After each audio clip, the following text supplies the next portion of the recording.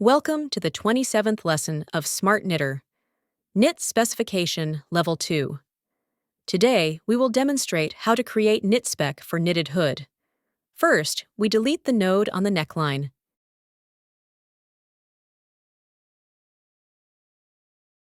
Then right-click on this segment and add new nodes to create the shape of the hood and set related measurements.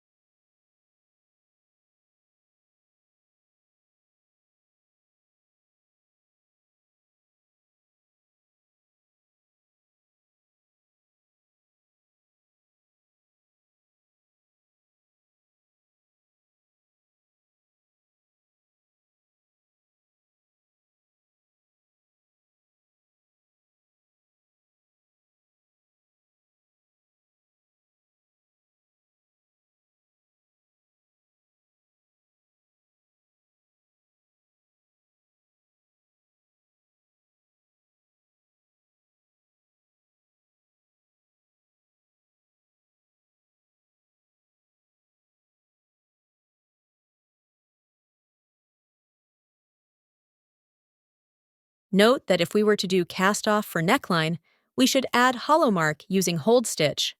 Please refer to Knit Specification Level 1, Lesson 6 for related tutorial.